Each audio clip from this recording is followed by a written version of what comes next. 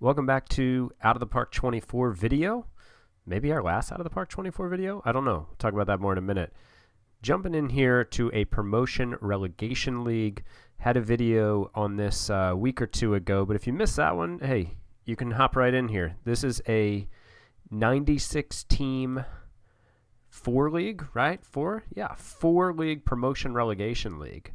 Top 2 in each league get promoted, bottom 2 get demoted. I simmed the first year, which was 2017, and then took over the team that finished last in the lowest division. And the last video I left off at the trade deadline and said I was going to come back and do the trade deadline, etc. We've moved forward. The trade deadlines really, there's not a lot of action in them in this. I don't know why. There's not a lot of action. They're not terribly exciting. You can make trades, but generally at the deadline is not when I'm making those deals. So we're now actually in 2021. So we've gone forward a few seasons. And let's get into the history here of the team so you know more about your Des Moines Destroyers baseball team, your favorite club. And I did say this could be the final Out of the Park 24 video. I think maybe one more, maybe this one. I'm not totally sure, but this could be the last one until the new game comes out. If you want to know more about my plans and kind of some videos I'm thinking of releasing, the teams I'm thinking of playing with, etc., you can check that out on my Patreon page. There's a link in the description. It's a good way to support the channel if you have the means to throw a few bucks my way for the channel. But anyways, you get some bonus content there too. But anyways, maybe the last Out of the Park 24 video, maybe not. And let's look at the Des Moines Destroyers team history. So they went 65 and 97, and then we took over. And actually, in both of these seasons, I was like around 500 and ran into a lot of injury problems these 2 seasons, a lot, and continue to have some injury problems just to keep players. I think, I don't think it's necessarily a trainer thing, more like just bad luck at times. But you can see we took a big step forward in 2020, but we really overachieved our Pythagorean by 8 wins, and then this year we were really good too, 85 and 77, 23 games back, 11th place, because the team in first place won by like 10 games or something. But an expected record of 92 and 70, so by far our best team there in terms of expected record. ERA showed a lot of improvement. I mean, the team's pretty good, but it's really just such a grind to improve around the margins to try to get a little bit better each year, because you just can't go out and spend a lot of money when your budget is $16.6 million and you're competing for players with teams in all 3 leagues, right? So some of these teams in the upper league, if you that's not what I meant to go to. I meant to go to statistics, but right, if you go to the team statistics and look at some of their budgets, I mean, Detroit Motors have $272 million budget. Let's see, what is that, the top one? No, 286, the New York Americans, and the lowest is 130. So, it's hard to compete with that. Hard to get players who can really move the needle, but it can be done. It's just a lot of work. I kind of like half dug in on this. It was more just like simming and doing some light management compared to my normal style of playing, but still put some effort into it. Got the team a bit better, but just not good enough yet. If let's take a walk through some of the better players in franchise history. You can see Ethan Dorsey is going to be on this leaderboard a lot. He leads in batting average. You can see he leads in on base. He leads in slugging percentage, OPS, WAR, games. He's 4th. So Dorsey was my first pick the first year I took over. We picked 3rd overall, not 1st overall, because the draft is 96 teams per round, and it goes by total record between all the teams. So like if there's a team in a higher league that has a worse record than me, they pick ahead of me. So we had the 3rd worst record out of the 96, the worst record in the lowest league, and we picked 3rd overall. And we drafted Ethan Dorsey, who's actually not really a first baseman. They switched him to first, I think, towards the end of the season. He mainly plays a lot of outfield, and he's just been a total monster for us, especially the last 2 years. He's run into some injury problems. Let's see. I feel like he had an injury this year for a while. He had a concussion. Yeah, he had a concussion. He missed 3 weeks, and he had a sprained ankle. He missed 3 to 4 weeks. The concussion was in like spring training though. But you can see he missed a ton of time in 2019. Missed 5 weeks, and then a setback and missed, ended up missing like over 4 months of time. But when he's been healthy, I mean, a career WRC plus of 139, and his 162 game WAR averages 6 WAR, and a guy who could play in the upper league too. That's the top league, but we've got him locked up forever because as soon as I drafted him, pretty much, I signed him to a 10-year, $6.89 million deal. We call that the Ozzy Albie special, I guess. So Dorsey is a franchise legend for sure. Gabriel Angel, he has moved on. We could not retain him. He was just not good enough with the glove. And, I mean, he's a very good hitter, but we were just up against it money-wise. And, after two outstanding seasons and one solid season with us, he went on his way, and he signed a big money deal for $3 million per season, and went up to the next level and is doing really well, and we're happy for him. But a franchise legend who we just couldn't afford to keep around because of other guys we had extended. Jim Heckinson was absolutely a franchise legend. We had signed him long term, but then we ended up moving on from him because he was showing he really just declined here, and we had other options, and we traded him for a nice package, and it looks like he hasn't really bounced back. But thanks for his service, and he treated us well while he was here. Paul Charles is a dude that I signed as a free agent, and he's now one of the franchise leaders in WAR because he's just an expert with the glove. You can see he's fine with the bat. He's had one awesome season, been okay otherwise. So Paul Charles is another name that you should know if you're considering what jersey to buy for the Des Moines Destroyers. At bats, Oscar Amaya is another name. We picked him 11th overall in 2019. Oh, that's compared to the USBL. I was like, well, that guy, I know he's better than that. He's not really panned out, I don't think. Yeah, he just really hasn't done much for us. But he plays a decent shortstop, but yeah, hasn't really worked out. But the way, as well as we would have liked, but the way the draft works, I'll just briefly segue to that and say, like, it's taken me a few seasons to figure out the draft. Like Dorsey, I had a bunch of money, so I was able to get him with a $5 million signing bonus, but I just don't have that kind of money every year. So what I end up having to do, even though I can pick at the top of the draft, is find a guy who will sign for like $800,000 or something or whatever I have. Like this last draft, I think I drafted 5 guys who all wanted about $500,000. And I got a bunch of really solid guys like that. But I've had years where I can't afford my top picks, can't afford to sign them. So it took a little bit to figure out how to do that. But this is an interesting game setup. I have enjoyed it. Let's see who's the leader in dongs. Jim Heckinson. Wow, Paul Charles is second. Ethan Dorsey. Jordan Crossley, he was second-round pick in 2017, so that was not the year I was managing the team, and was awesome his first year, and then just kind of like trailed off. He struck out some more. He walked less. His BABIP went way down, and he's actually was not even on the roster to end this last year. So RIP to a franchise legend. RBI, let's see. One name that keeps popping up is Mike Wysong. I'm trying to remember him. I honestly do not remember this guy. Oh, I had him for 1 year. He was around for 2 years. I'm surprised he's that far up. Yeah, okay. Career, 89 RBI.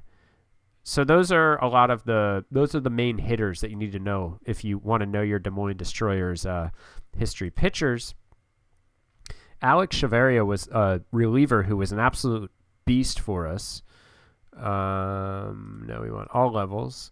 Yeah, you can see he was really good for us. I think I drafted him. I drafted him the computer drafted him before I took over. Sorry, I was trying to take credit for that. But he actually was outstanding for us, and I really should have traded him. That's one thing. Like, I didn't spend the time. I didn't invest the time in this to do a lot of the roster churn that kind of like the Rays of oh shoot, this guy's a year away from free agency, or this guy's reaching arbitration. We're a small market team. We got to move him for parts. I did that with some guys, but Chavarria is definitely one guy I should have done it with, and I didn't because I probably could have gotten a couple good pieces for him. He went and signed with the team in the top league, and looks like he had a really solid first year. Didn't really miss a beat. I mean, but I still don't get I guess this is probably in the settings of the league offense, the offensive environment maybe. I don't know what I have my settings at, but 4.9 Ks per 9, and he's a really good pitcher. That's a way to do it. Chris Eicholtz is a name you're going to see a lot. I traded for him back in 2018, maybe during the last video. And he has, I don't want batting stats. Come on. I mean, he's been a beast for us. You can see he put up 7.6 WAR this past year, 4.8, 6.6, 7.2. He's been outstanding. The best pitcher in franchise history, probably. Francisco Dominguez is a huge success story. I drafted him 2nd overall in 2018. Second round, 159th overall. We paid him $240,000. And so he was a far below slot pick, and he's just been awesome for us, and he's improved. Another legend is Dan Modzalewski, who is in the last video. He was signed when the game was created. He was a player on this team. I signed him to a long-term deal. He's making $2.2 million per year. Eichholz is also signed to a long-term deal, making $4 million per year.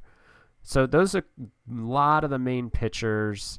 Let's see. WAR, Eichel. Yeah, these are all the guys. Steve Wallace. Yeah, you can see like the 4 guys I told you about, and then Steve Wallace with 3 WARs, the next best pitcher in franchise history. He's no longer with the team.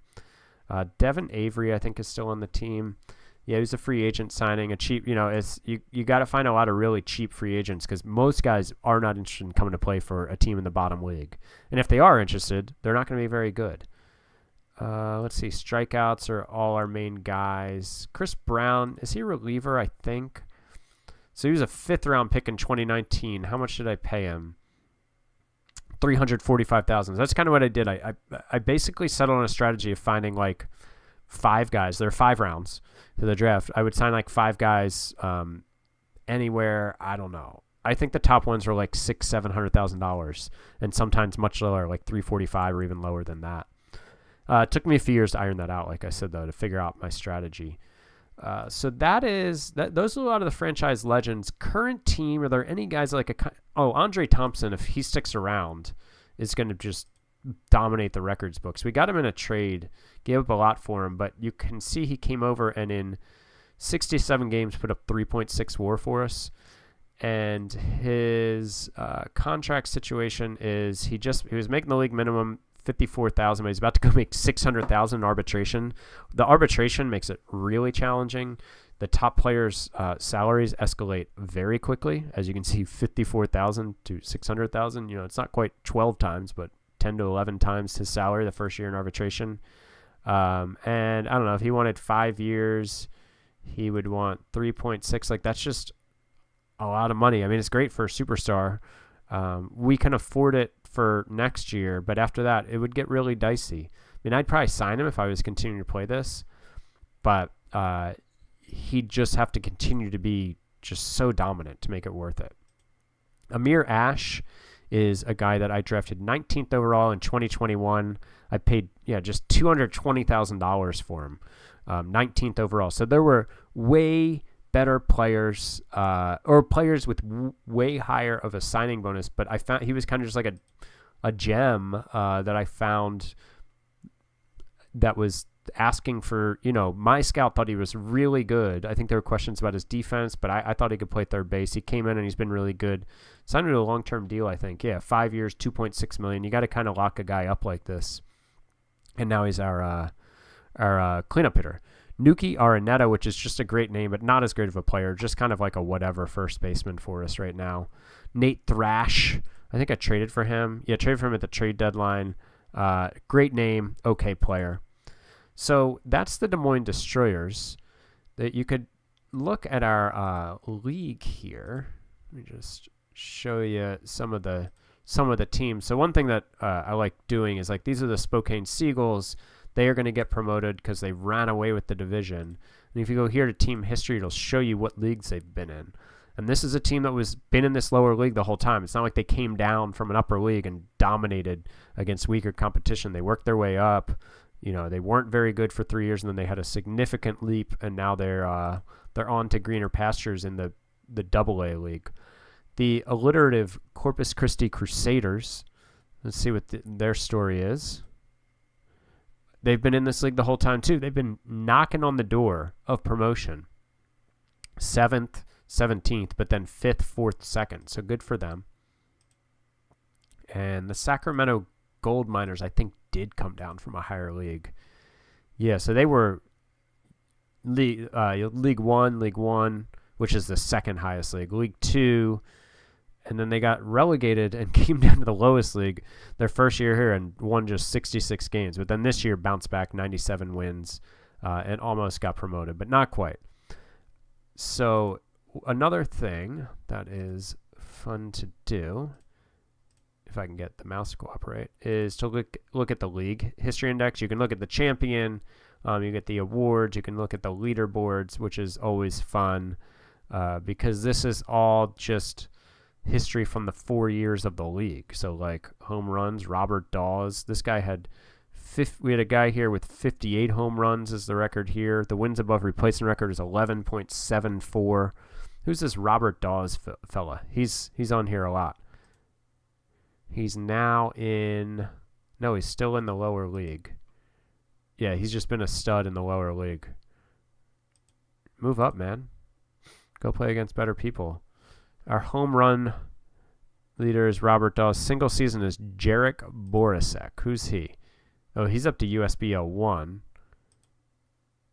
He was in AA, AA, AAA. So he's bounced around some, but he's hit a ton of home runs, 196 home runs. And he's making a ton of money as well. It's got a 4-year, $51 million deal. I mean, not a lot for a baseball player, but a lot compared to the salaries that my players make. And so then you can also... Let's go down any good, amazing pitching records. Let's see. Let's look at strikeouts. Oh, that's shutouts. Strikeouts per 9, 12.78 is the record. 718. I don't think we have any of our guys up here. Eichholtz is not up here. No. Let's check out this Robert Seaton, who is still in the third league. Oops. Yeah, I think maybe he could go play in a higher league. A 4th-round pick from 2017, and he is just dominating. They have him locked up through 2024 at 4.5 per year. Yeah, that's a pretty good deal for Asheville. 12.6, 11.6, and 9.9 WAR, leading the league. I mean, a 1.36 ERA last year, so he's pretty good. So let's take a look at some of the other leagues and see if there are any fun records there. So this is the top league, the USBL we call it, United States Baseball League. And just to poke around here, you got the New York Americans just won 111 games, which I think they've been pretty good. Yeah, they've won 108, 109, 111, a couple leaner years, but you can see the payroll is just obscene, typical New York heel fashion. Yeah, just a pretty dominant team. What I found interesting was finding a team that was recently promoted, and the two teams that got promoted last year were the New Orleans Gators, great name, and the Raleigh Revenge, who have a great color scheme. The Revenge, unfortunately, are going to get demoted, relegated this year, so they came up and got bounced right back down. But a couple interesting things for when teams get promoted. You can see their budget went from $130 million to $200 million, so a huge bump up for getting promoted, obviously. And then they also bumped their ticket prices way up, like doubled it almost. And you could see that, I mean, and last year they were like a championship team, but up a league, bumped the price way up. Their attendance dropped a lot. Some of that's probably the fact that they sucked, and some of it's maybe like the increase, but they still made a ton more per game. I'd say that probably the reason the attendance went down is because they were so bad, because you can see the season tickets when they were coming off their championship, their promotion, sold at the higher level, they were still an increase of 10%. So I guess it's that they were bad. Eventually people just gave up on them, like, we'll catch them next year when their tickets are cheaper and they're back down in the next league. Similar story with the New Orleans Gators. I'll show you them, but similar thing here with their accounting. They went from a $95 million to $150 million budget. Their ticket prices went up 79.9%. They made a ton more money. They had fewer butts in the seats, but, you know, they also went from being a team who was promoted to a team who almost got relegated. But New Orleans lives to fight another day, And they're also going to bump their payroll up even more. They have a ton of money to play with now, $89 million for extensions. But let's look at some of the legends of the USBL. No, I guess I could have just gone to the career records, but whatever. Here we are. Career batting, home run king, Justin Nelson, 254 home runs. He's playing in Houston. He's led the league the last 2 years. He's a little older, 32 years old, so we'll see how much gas he has left in the tank. 58, 52. I mean, he hits a lot of home runs. That's what Justin does. War leader is Jaden Coleman, who you can see his name's on here a few times, maybe. Oh, on the career leaders. Here it is. Yeah. Jaden Coleman is playing for the Detroit Motors. His nickname is Menace. He spent 1 year in Brooklyn, but good Lord. Yeah, he's a good player, I'd say. I'd say he earns his $44 million, putting up 10.4 WAR last season and leading the league in multiple categories. So Jaden Coleman is a good name to know if you're looking to buy a jersey for this league. Let's see, anything else fun here? Who's the single season home run guy? Donald Rojas. Oh wow, this guy is one thing. Oh yeah, I looked at this guy. So these are his ratings for the USBL, the top league. Like only home run power goes up if you take him to the bottom league. Like almost everything. Oh, eye and discipline. Almost everything else is the same. Contact, gap, power, void case. I thought that was interesting. Maybe you guys know why, but he just hits a lot of home runs and he strikes out a lot. And he's 36, and I love his profile. Love a player like this. He's just all muscle, all home runs, and he's 36 years old and plays in the outfield still. Good for him. I thought he was going to be a first baseman. I hadn't looked yet. So that's Donald Rojas. Let's check the pitchers here, see if there's anybody fun. Career war leader and single season war leader, Morgan Young. Oops, wrong one. Oh, he's won 4 Cy Youngs. He's been in the top league the whole time and just dominant. I mean, look at the ERA, the FIP minus. He doesn't really go up any home runs. 11.2 WAR the first season. He's led the league in WAR 3 out of his 5 years. And he plays for the Miami Sun Sox, which is quite a name. Career ERA leader. Well, let's look at starters.